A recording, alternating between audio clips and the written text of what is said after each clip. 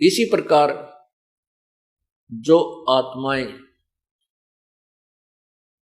परमात्मा की प्यारी आत्मा हैं, जो किसी जन्म में प्रभु के संग, जैसे आज से 600 साल पहले परमात्मा स्वयं आए थे कबीर परमेश्वर जी, और उस समय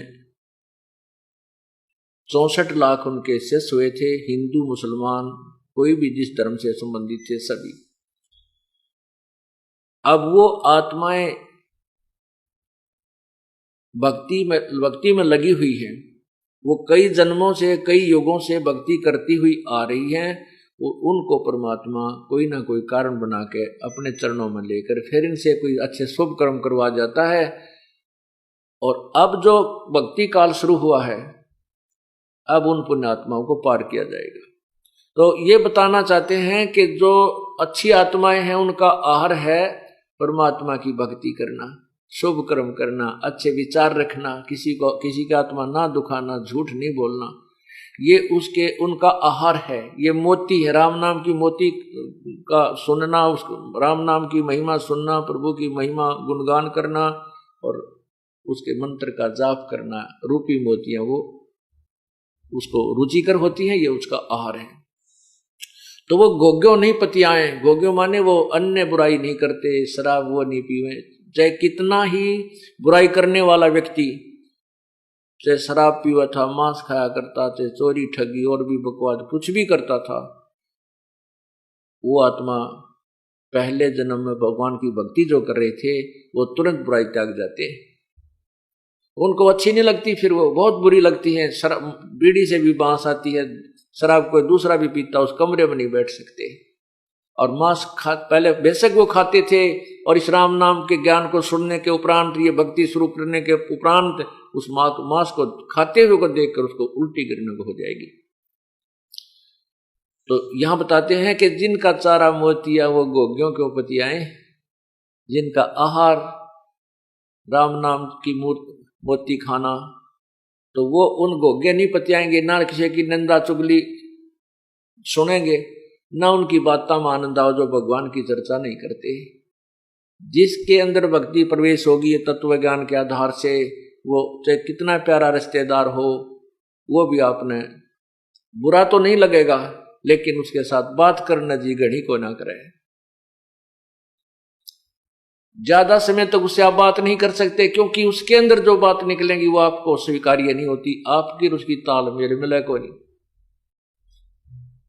आप चाहोगे कोई भक्ति की चर्चा करे, वो उठा के लाओगा, मेरा लड़का न्यू हो गया, उस लड़के ने उसके इतने नंबर आ गए, उसको वहां दाखिला दिवाऊंगा, एक बात क्या रट्टा 1 घंटे तक लगा रहे। अब उस रिश्तेदार को ये भी नहीं कहा जा सकता भाई तू चला जा यहां से,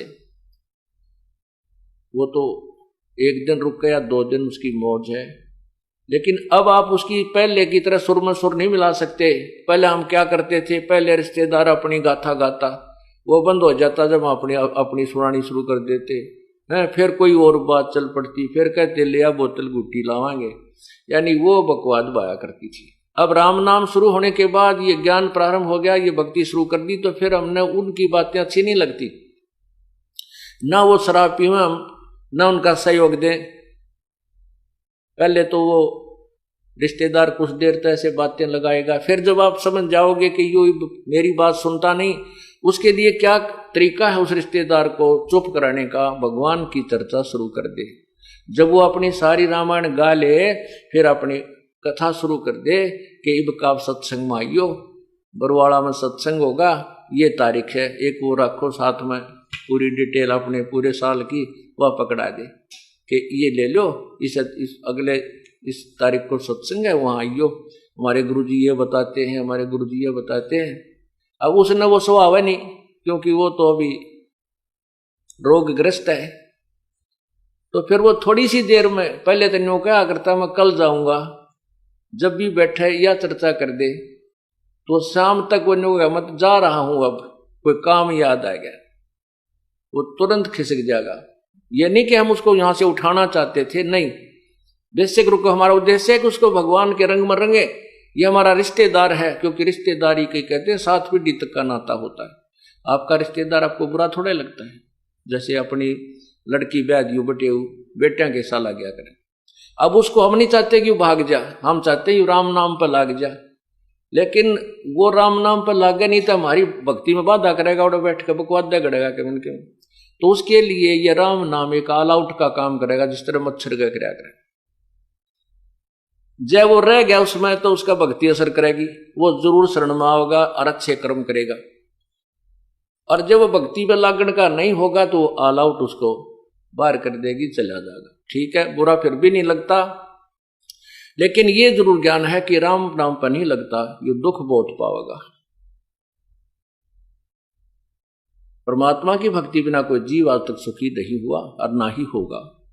ठीक है, जिसके पूर्व जन्म के पुण्य चल रहे हैं, जब तक उसके तो उसको कोई दिक्कत नहीं आती।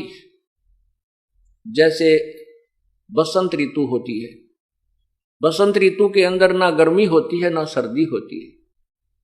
तो वो बसंत ऋतु जो है उसमें यदि व्यक्ति बगैर मकान बनाए और बगैर किसी मोटे पतले वस्त्र के, अगर सिंपल से वस्त्र में भी बाहर लेट रहा है, वहीं खाना बना रहा है, वहीं रह रहा है, तो वो ये सोचता है कि मैं बिल्कुल ठीक हूं। और दूसरों कोई कहता है कि भाई कोई मकान बना ले, कोई झोंपड़ी डाल ले, आंधी आवेगी, तूफान आवेगी, वर्षा आवेगी, गर्मी आवेगी, सर्दी सतावेगी। यदि वो व्यक्ति नहीं मानता है तो फिर वो दुख पाएगा। और फिर जब वो सर्दी और गर्मी का मौसम शुरू होगा, उसको वो सब यातनाएं होंगी।